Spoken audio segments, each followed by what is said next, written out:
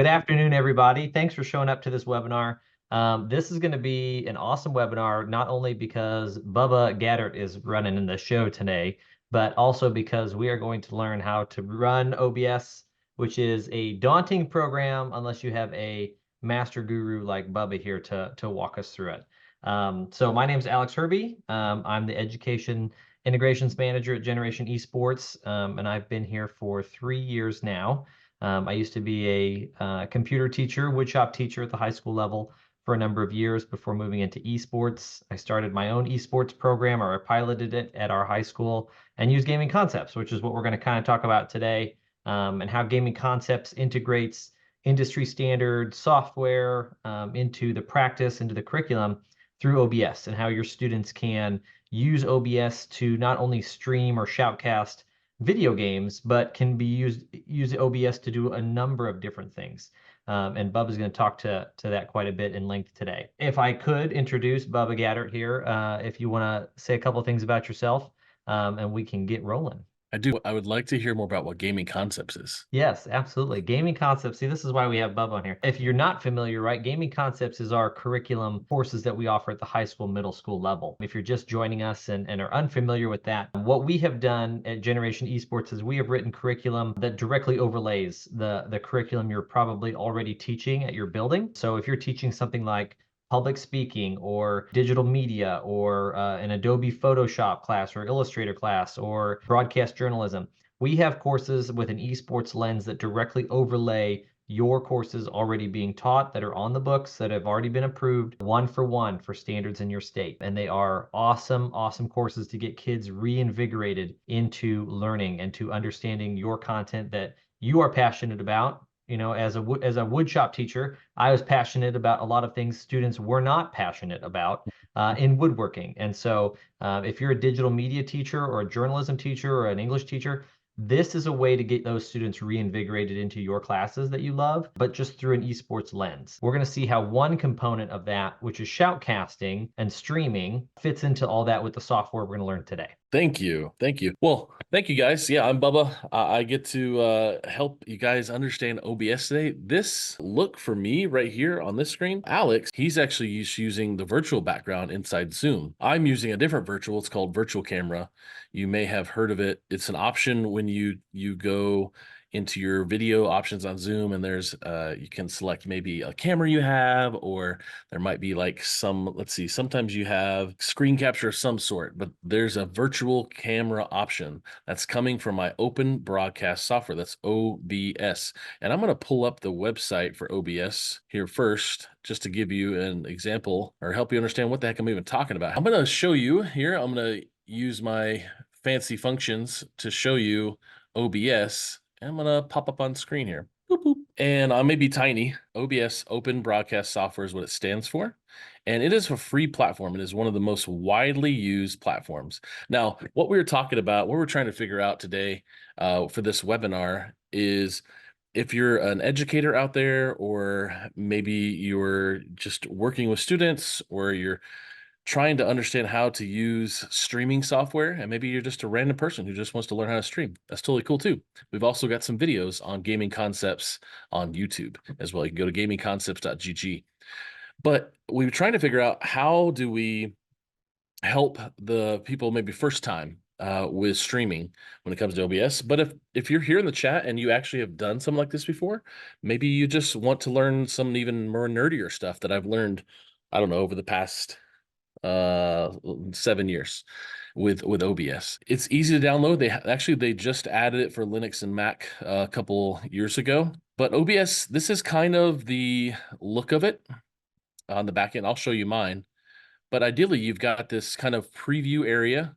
You've got a station you work with. And then here below, you've got these different things.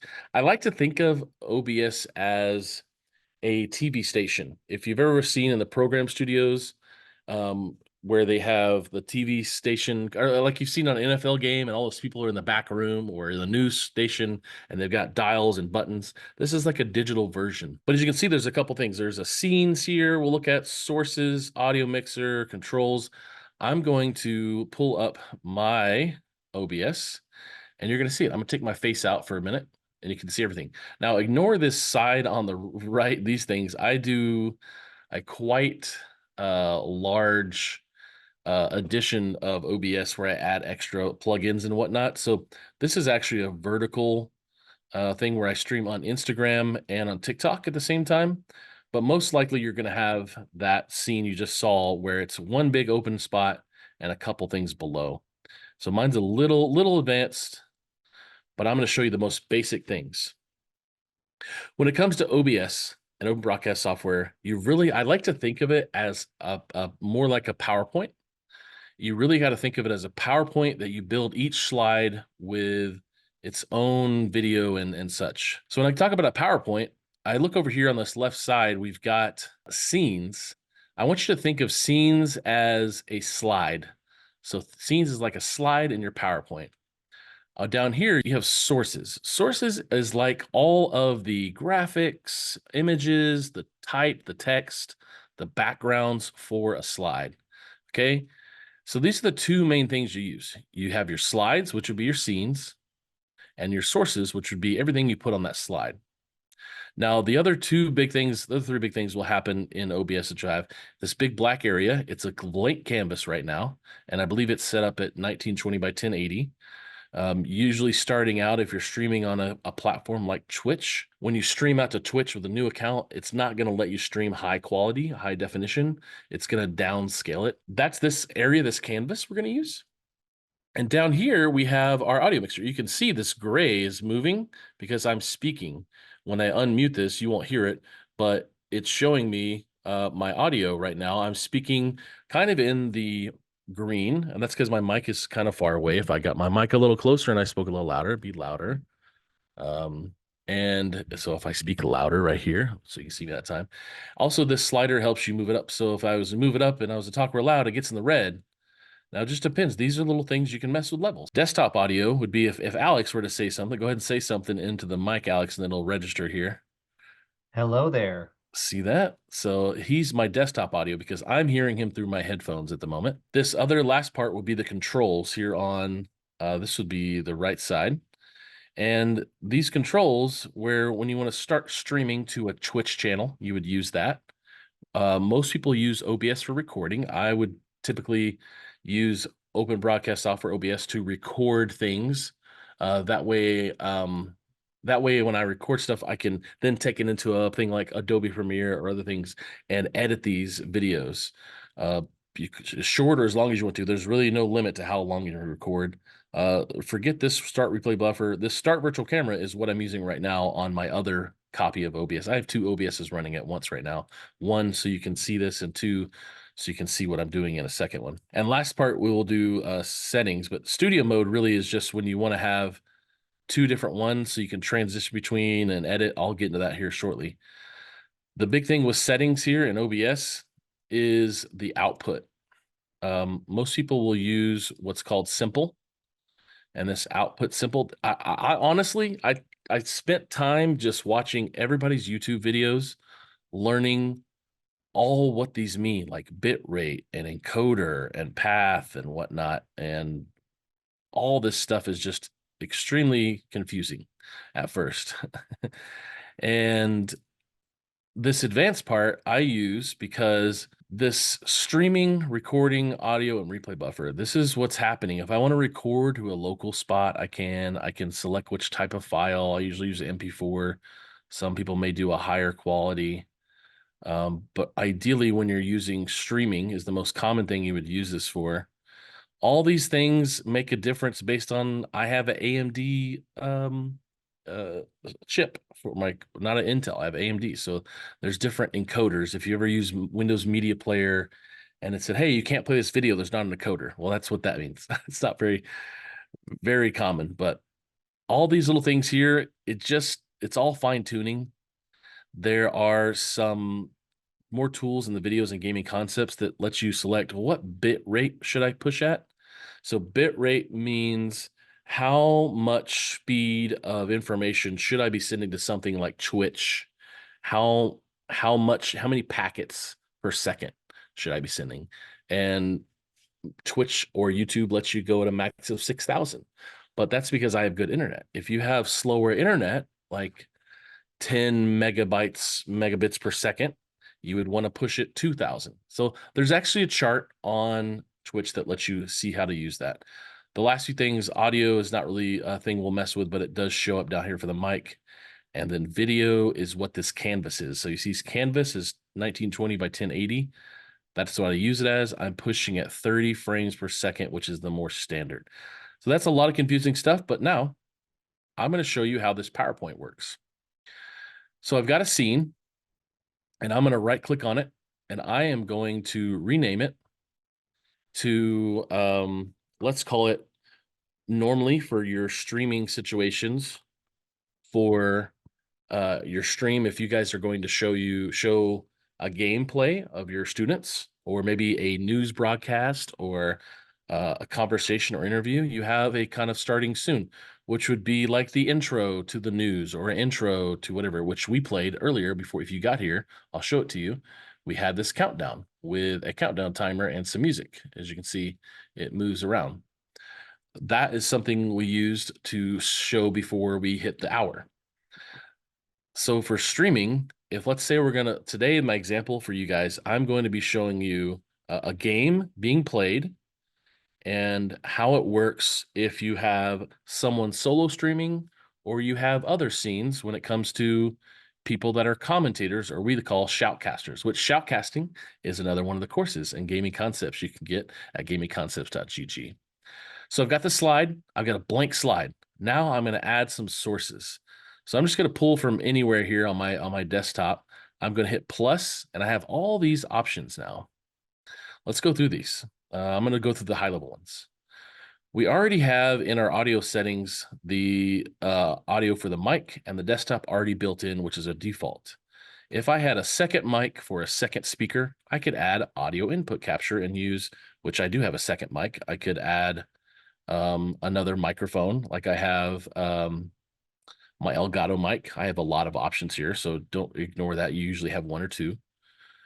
But if I wanted to add, it shows up as another input, right? That could be the second mic if we wanted. But I'm going to go ahead and right click and delete this. And I'm going to go through this other stuff. Browser, I can get a browser source. Now that's usually a URL. That's not an actual pull from the browser of your screen, which I will show you. It's a little different because it's usually what you use is what's called display capture, or you use something like a window capture. So if you remember in your Zoom share, when you want to share a video on Zoom or whatever, well, you can select the whole monitor, or you can select a specific window. This is the same kind of thing as Zoom. So display capture. Now I'm going to show you display capture, and it's going to give you what looks like Inception from the Leonardo DiCaprio movie. Okay, I have 4 monitors, so I'm going to make sure I select my monitor that we're on. So as you see, well, actually, you know what? It's showing my Zoom call. So that's over there in my Zoom call. I'm going to select a different monitor. I'm going to select my middle one, which is, what is this, a Dell? There we go. So now we have some Inception, right? See that? That's what happens when you work with one monitor and you're trying to pull something. That's what shows up. So it's a display capture. And I can turn this off and on by hitting the plus or the eyeball. I'm going to keep that off. And now I'm going to show you window capture, which can be a little different because now it gives me all the options for the things I have open, like Slack or the Brawlhalla game, which I have open, which I'm going to actually click that one. I have the Brawlhalla game open right now. That's a window capture. But most likely you're going to use something like a game capture from a computer, which is this next one here. And I'm going to click game capture, hit OK, and I'm going to select a specific window. And I'm going to select the Brawlhalla game. Very similar. Very similar. It looks very much the same because I've got this one on. Now I've got this on, and I've got this on. This is a game capture. And I'm actually going to minimize my OBS, and I'm going to show you down below that game is actually right down back here. So I actually have Brawlhalla pulled up on my main monitor. Let me kind of break this down. I'm streaming from my computer where I'm going to play. And this setup you see from my little box down here that I'm in, this is a normal webcam placement for when you're streaming. So if you've seen Twitch or YouTube and somebody's watching something or playing something, they have a little box of their camera. And it's like a layer. It's like a layer on top of each other. This game layer in my OBS is the bottom layer, and my camera is a top layer. It's right on top. So just like if you're changing the order in Canva or you're changing the order in a PowerPoint slide, it's about the order. But ideally and more likely, you're probably going to be playing you're probably going to be showing someone's gameplay that is from a different computer. Okay. So a different computer would be a little different. Let's say you are running a broadcast for your students and you are running this broadcast from a main computer. However, that main computer, oh my, it's so loud. I need to turn the audio off.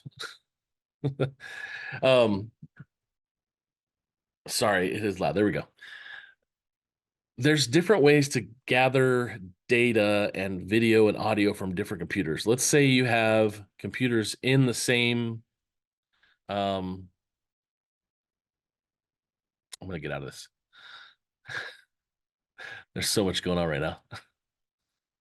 There we go. Leave match. All right. You're doing good. You're doing great, Bubba. So many loud noises in my headphones. All right, I'm going to go back to my OBS screen. When you're trying to pull that gameplay from another computer, you can't just like plug an HDMI cord from their computer to your computer.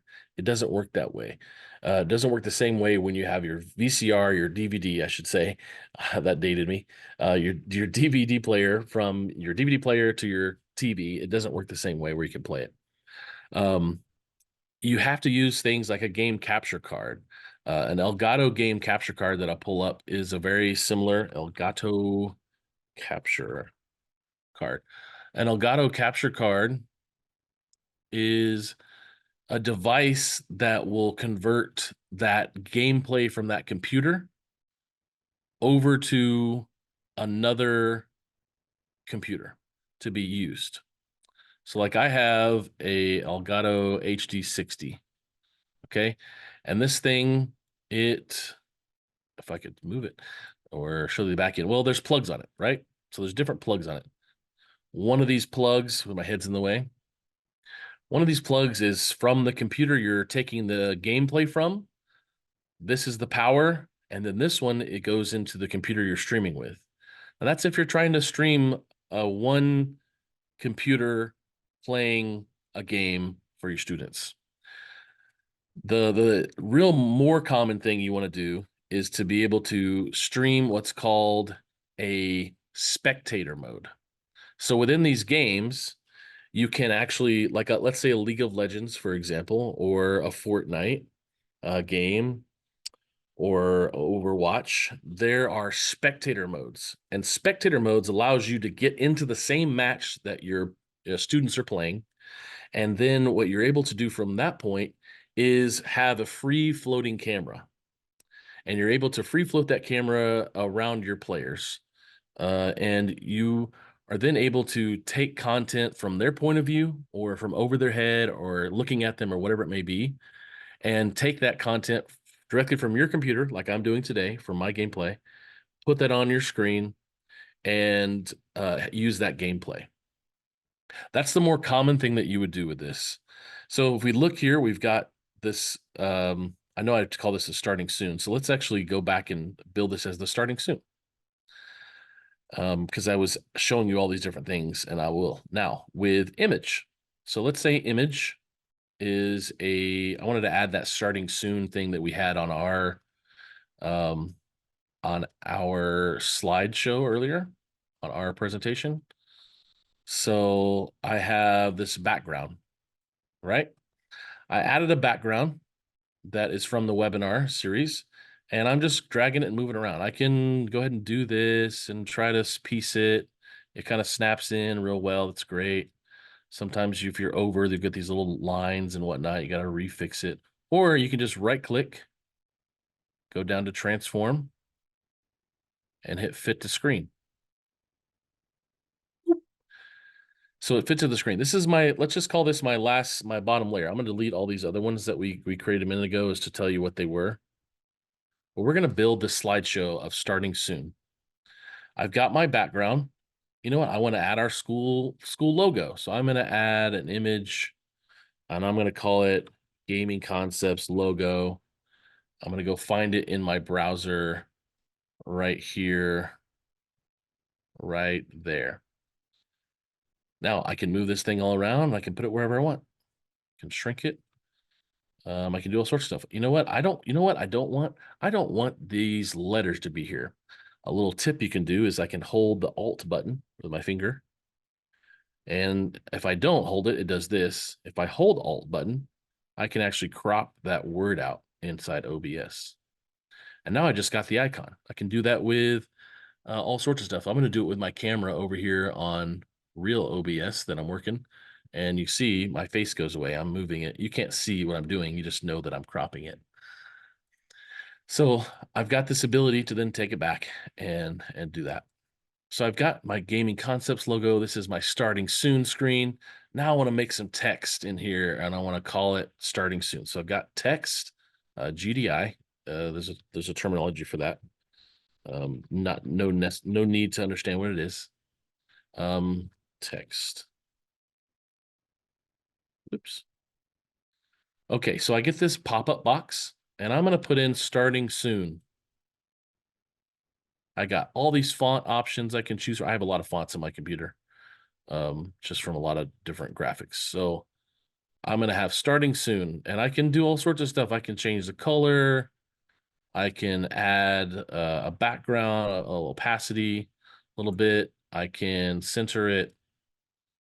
And I can add an outline of black, let's say. Yep, and I can make that bigger and you'll see it start kind of develop up there. So now I've got this starting soon. And you know what I need to do? I need to center it. So I'm going to right click, hit transform, and I'm going to center it horizontally. And then I like to lock things here in this little area here so I don't accidentally move it. So see if I can't drag and click it unless, I can if I unlocked it, right? And I can also hit Control Z.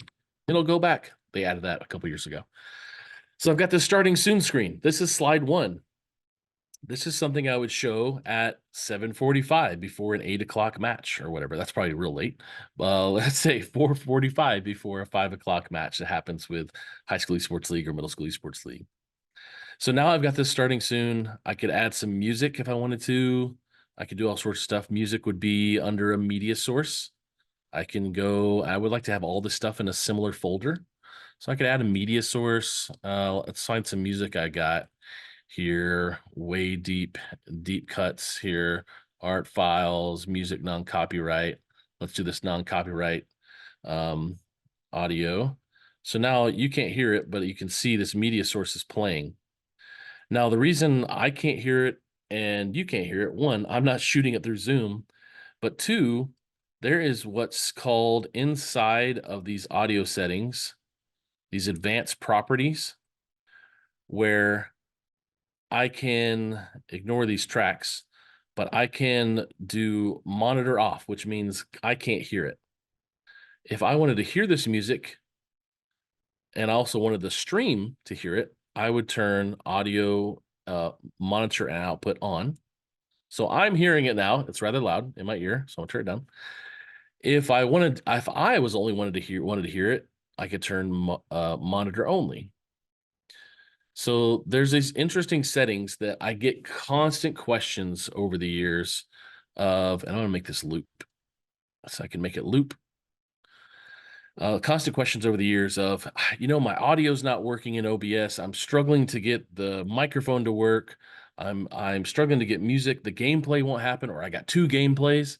It always comes down to advanced audio and what's being pushed out. You might have something with a monitor on or off, or it could be going to different tracks, or all sorts of reasons. It takes unfortunately a lot of trial and error over the years to mess with these things. So I've got a starting soon screen. We've done it. I'm going to make our first gameplay scene, and we're going to call it gameplay. And we're getting close to done. Please, if you have questions, you have no idea what's happening, that's fine too. Please drop a question in the chat. I'm going to create my gameplay scene. As you see up here, it's there. There. You know what? As I look there, my face was in the way of what I was trying to talk about for the audio. So it's down here in the audio. Just to show you, advanced property settings is what I was talking about. Advanced audio properties. My apologies. I was in the way. So gameplay. We've got gameplay going. As you can see, when I come to here, it pops in that media source because I have it as a source. In gameplay, I don't have it anymore. It just uses the default mic and desktop audio. But I don't have that source in here any longer because I'm not using that music. So that's one thing to recognize. Sometimes you may want that to play in every scene. So you then have to go and add that as a across all scenes kind of thing. One thing that we hear a lot about is, if I'm trying to get my students set up on streaming or shoutcasting, what are the basic requirements that I might want to have for a course other than, or for my classroom, other than just obviously OBS is something that I need. What kind of devices do I need to get started? You can run OBS on something as simple as a laptop. I'm not going to throw out the word Chromebook because it's not really I know there's a lot of Chromebooks out there, but it's not a Google-based program. So you have to have Windows. But on probably a 5-year-old Dell laptop that's sitting around, you can run this. It's very, very low intensive to computers. Mhm. So that's the first step with computers. When it comes to the next thing you would need would be something like a microphone for streaming. This is an easy thing to Google. There are lots and lots of different options for microphones that are good for streaming. As you can see, I've got mine here. This is my Yeti blue mic that I've had for many, many years, and it still does great. I also have over here an Elgato mic that I use for other things. These simple microphones are helpful, but I also on my camera have a microphone on my Logitech camera. This is a 4K camera, so it gives me crisp, clear visual stuff for me and my face and my lighting. I have lighting that I'll talk about here in a second. It matters. If you are streaming and using your face, you want to have a good camera, but you can also use a headset. I've got a mic on my headset right here. It's muted right now. I could unmute it and use it, but it's not an option in my settings right now for you to hear. I'd have to switch it over on Zoom. But it also sounds different. And actually, on one of the videos for Gaming Concepts, you actually hear me. I actually say, this is a good crisp microphone that you can hear me in. And then I use this one, and it sounds like you're playing Call of Duty with one of your friends who doesn't have a great mic, which is, we all have that friend that has the mic that sounds like a radio. Microphones are good. As you can see, there's different things on this microphone. I'm going to kind of break these pieces down. You've got a boom arm, the microphone, and then you have a gooseneck. Hey, Bubba, you're not showing what you're showing. Sure, that's a good point. All right, let's start over. Thank you. We've got a boom arm, we've got the microphone, we've got the gooseneck, and we've got this screen, a pop filter, so you don't spit. And I have one on I have a orange pop filter on mine as well. So you may have seen stuff like this. So microphone. Now let's go into streaming lighting. Up here in front of me in my studio, you can see it in my reflection on my glasses now, but I've got a big soft box. Let me find one. Let me call it soft box. I've got this large soft box up on a stand up 45 degrees from my face. And the reason I put it up there is you can't see the reflection until I look at it, right? That's there for a purpose with my glasses. But what it also does is for lighting is it gives me what's called this Da Vinci triangle. So I've got a shadow here, a shadow, and then I have a little bit of this triangle of light, just lighting techniques. I also have behind me, there are two different lights back here. There is 2 LED lights. I'm gonna grab them. Ugh. I've got an LED light here. Woo! It's a flat panel light, and it's putting light on my wall.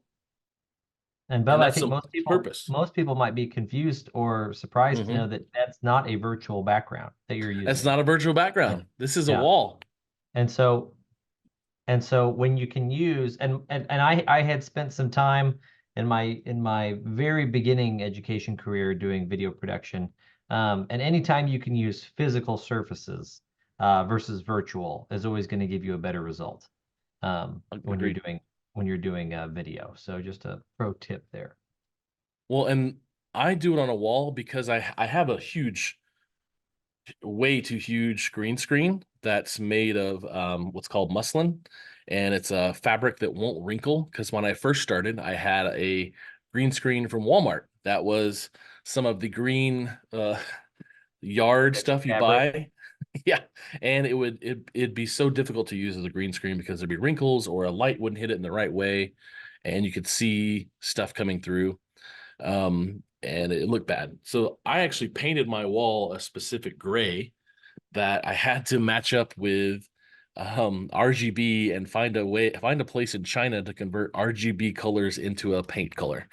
And that's what I have back there, so it reflects light correctly. It's not a white wall, it's actually a gray wall. And I'll turn off the lights just to show you, because I have it on my phone here. I can turn off each. Okay. Just a gray wall back there. I can turn it back on. There it is. And I also have a backlight up here. This is the softbox I was talking about. This softbox is a big one. I'll use this one when I need a backlight. So you can see the difference here. I'm going to hit my shoulders. I got a little bit of light here now. My face is different compared to when I turn it off, which I don't normally use it. So great questions on this stuff. I've got lighting, microphones, computers, and as well as green screens and whatnot that are available for me to use to get my stream good. Now, if you have, like Ben, I think you said you have a TV media production program. You may have some of these things already. But if you're not that teacher at the school, you may have a school that has some sort of production that they're doing the news or something, or they're making videos for the yearbook. There may be some opportunities in your school, so you don't have to rebuy a lot of this stuff for your program. So those are some great questions. I'll wrap up here with making our gameplay scene and show you the next level, which would be, I'm going to go back and do that game capture that we talked about earlier. Game capture, hit OK. It says, do you get any full screen application? No, I want to select a specific window, which is the Brawlhalla game. So I've got this full screen for me automatically, and I've got this gameplay. You know what? Let's go back to slide 1, or starting soon. So you'd have this with the music, it's playing. And when you hit 0 on the hour, you go over to gameplay, and here it is, gameplay, and you have students playing. When you're streaming, most of the time, people will have like this, like I said, this little box down at the bottom for that. But let's say you want to add a few things. You want to add that logo again, maybe for your school. So I already have it saved. So I'm going to add this logo I have, and I'm going to put the logo on the top right. Now that may look good there, but when you have a game, it's going to be on a white background because there's a white game or something, a white wall or something. So you may want to build a graphic in Canva that has a background or something like that, so that it is visible, where you have the sponsor or the whatever the stream.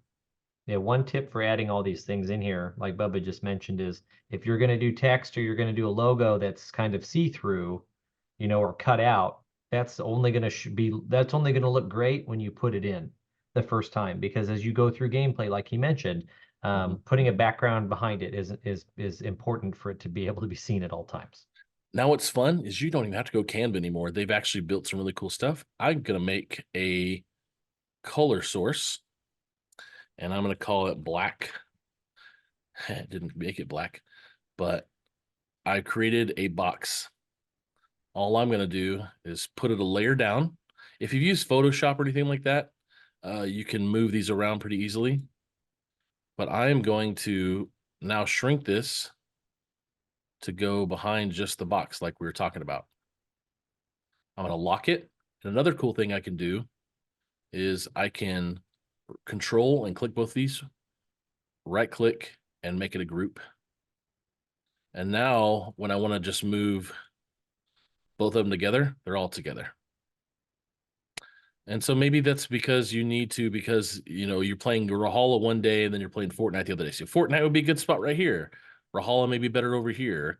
Or you may have specific scenes for specific games. So there's some really cool things that OBS has created that you don't have to do inside a Canva if you don't want it. Ben says, we stream and record via Livestream Studio, which is a legacy holdover from the old teachers program. We have a lot of good stuff, but realistically use it to about 5%. I understand that. I haven't messed with that platform, Livestream Studio, but yeah, very similar. There's a lot of things you could do. And like I said, in 2017, when all this was still pretty fresh and new, I was just watching people's YouTube videos on what settings do I use and why would I use a image like that, or how do I put a logo in, or how do I add gameplay? Now, lastly, we're going to make, and I'm going to take my face out for now, and I'm going to make a shoutcaster scene. Shoutcaster, or maybe it's shoutcasters. So I need to take something on my other OBS real quick and turn off my other camera. Okay. Oh, that's me. I didn't mean to do that, but we're going to deactivate my camera here. I'm gonna go back.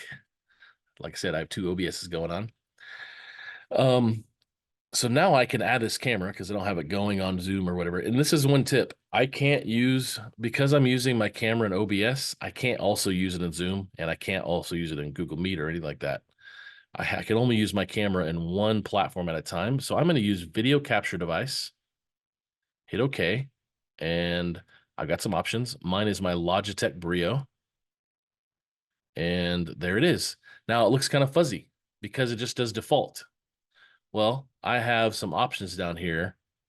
So it looks kind of fuzzy. I don't have any filters on it. I'm going to go to custom, and I am going to make the resolution 1920 by 1080. Now it comes in a little better.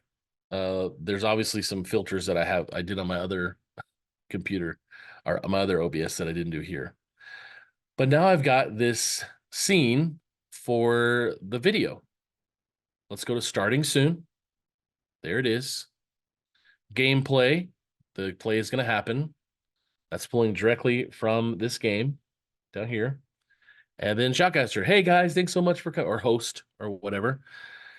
Now you have these things to be able to use. What's really cool, what I love doing, and this is a step up above, I've created a Shoutcaster scene or a Shoutcaster slide. I actually don't want to go in here to gameplay. I want to add my face back into gameplay. So I could just do and add the video capture device. Oh, it's already there, and use it. Or OBS lets you add the scene. I'm actually going to add the scene, the Shoutcaster scene.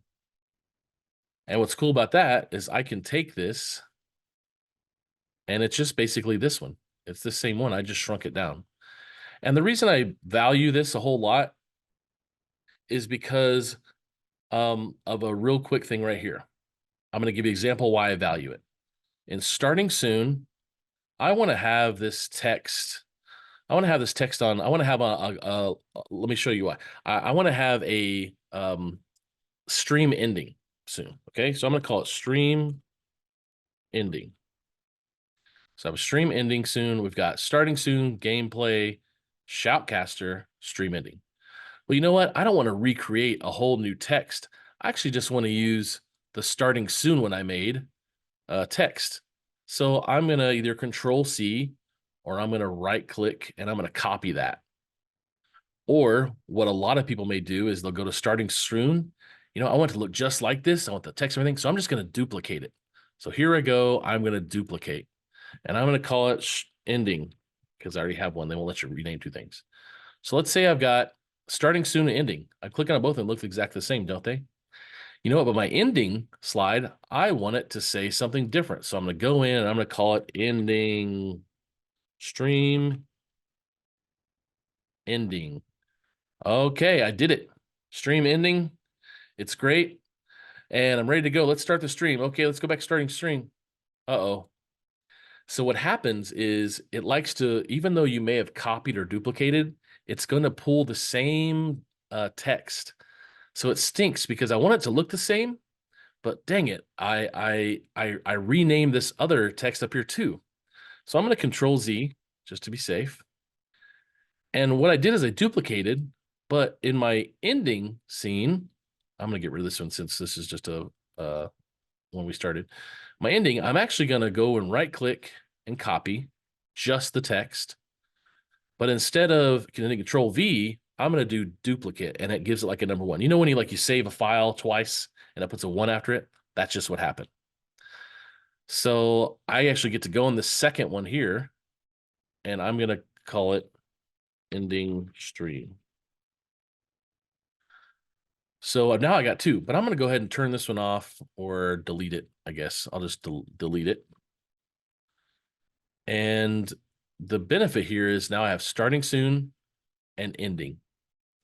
You know what? It's not centered. How do I fix that? Well, anybody know? Anybody know in the chat? Right click, transform, center horizontally. It's perfect. So I've got 4 screens. Starting soon, gameplay with my face, or maybe I don't need my face, but that's why I did a scene. I did an extra scene within a scene, another Inception type thing. And shoutcasting. Hey guys, this was a great show. Did you see the guy hit somebody or punch or shoot something? Thanks. See you later. Bye. And there's your ending. So you've got 4 of these different scenes or slides that you can activate from. Now you're seeing in my stuff, it is doing a transition of fade. So if you see fade, that's where this, you'll have a scene transition tab. I have them kind of put together, but usually right here, you'll have a scene transition. This is a fade. There's also a cut, which is a quick boom, boom, boom, boom. All right. You have a Luma wipe, which is a little different. It's kind of a whatever you have to go in and select which cool thing you want. If you've seen things like a swipe, I'm trying to think of what kind of programs. Is there a program you use? Maybe a Canva between slides or PowerPoint between. This is the same kind of stuff. Yeah. Slide is very similar. Now, this one I use is called a move. Now, this Gaming Concepts logo, it's actually going to move. It's actually going to move. You see how it moved from left down to right? So that's the same thing with it's a move. It's something very more advanced, but most people use what's called a fade, and so it fades in between. But if you want something quick, like let's say you have a transition between gameplay and oh my gosh, did you see that? Yeah, I did. So it's a quick cut. Fade is the more common thing. So really, I recommend, we did about 45 minutes on this. I really recommend to go into Gaming Concepts and check out, oh, see, you can't see me now because I have 2 OBSs up. So I have to go in and fix that, which I can. It's super simple. Just turn one off. Yeah. Yeah, I had to go turn one off. Or yes, there's way too many things I have going on when it comes to it. And see, here's a cropped version of me as well. I use what's called a filter to give that specific size. Okay, I definitely recommend going to the playlist that Alex put in the chat because it's super beneficial to go through all the things I talked about: lighting, software, hardware, transitions that I just mentioned. They're all in there. You can watch all those videos over and over as you want. This webinar, and Alex will cover this too, will be available as well on YouTube later, and we'll edit some stuff in so I'm not talking and rambling so long. But questions, you feel free to reach out to me I'll put my link in the chat as well. But Alex, thank you, man, for letting me Yeah. do this. This is great. No problem. It's what's great about it is that, sometimes even if people have been in here and they've seen some of the videos or they're, used to OBS, some of the things like the transform properties or the duplicate, which some people have difficulty with and not understanding that, once you duplicate a scene, then you have to go into the middle part and alter the text. I think those are great tips that you can apply anywhere, even if you've been using this for a little bit with some frustrations like I do typically. So I appreciate those tips there. I think, I want to thank everybody being on here, especially I believe that, Ben in here talking about being a video production teacher. This can really invigorate your program if you're going to start getting kids to do streaming and shoutcasting. And that, like I said, that curriculum, if you're doing broadcast journalism, overlays your state 1-for-1 for standards. And so you're really just asking for a new resource or telling your administrators you're using a new resource. But you're going to be getting those kids interested in streaming and shoutcasting through our curriculum.